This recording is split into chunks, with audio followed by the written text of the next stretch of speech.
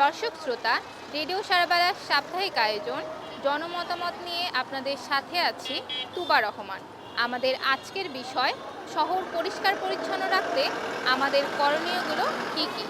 আমাদের সঙ্গে যুক্ত হচ্ছেন ডেভিড কোম্পানি পাড়া থেকে উৎপল, ব্রিজ রোড থেকে আব্দুল সামাদ, স্টেশন রোড থেকে খয়বার হোসেন, কুপতলা থেকে নুরুল আমিন খান, হোসেনপুর থেকে ফেরদাউস এবং দারিয়াপুর থেকে আপেল। আমাদের শরীর স্বাস্থ্য অনেক সময় খারাপ হয়ে যায় বা অসুখ বিসুখের ইয়াটাও বেড়ে যায়। তো অতএব এই প্লাস্টিক বা ময়লা আবর্জনা এগুলো যেখানে সেখানে ফেলানো যাবে না, যে কোনো একটা নির্দিষ্ট জায়গার মধ্যে ফেলাইতে হবে।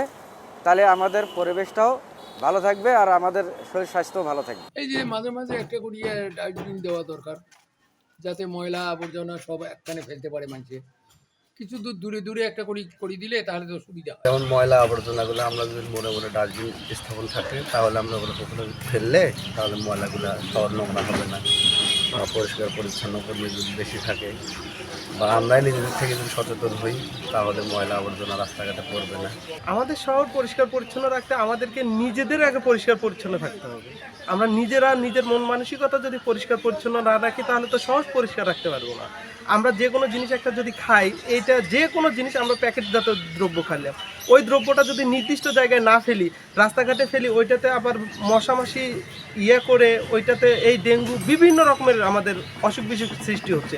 তাই আমাদের নিজেদেরকে সচেতন হতে হবে, তারপরে নির্দিষ্ট জায়গায় ময়লাটাকে ফেলতে হবে, তবেই তো সম্ভব এই শহর পরিষ্কার পরিচ্ছন্ন রাখা। শহর পরিষ্কার করতে গেলে কিছু স্বেচ্ছাসেবী কর্মী প্রয়োজন, যেমন রেল স্টেশন, রাস্তাঘাট, হাট বাজার তো থাকে, কিন্তু শহরে আছে কিনা জানি না সঠিক।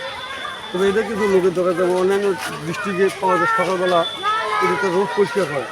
আমাদের এখানে ডাস্টবিন একটা দেওয়া দরকার, গেলে ময়লা টয়লা সেখানে ফেলালাম।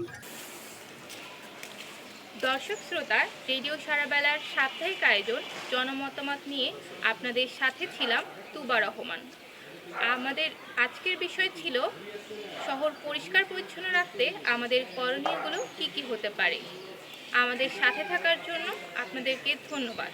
আগামী সপ্তাহে আবারও হাজির হব নতুন কোনো বিষয় নিয়ে। ততক্ষণ আমাদের সাথেই থাকবেন, সুস্থ ও সুন্দর থাকবেন। শুভ বিদায়।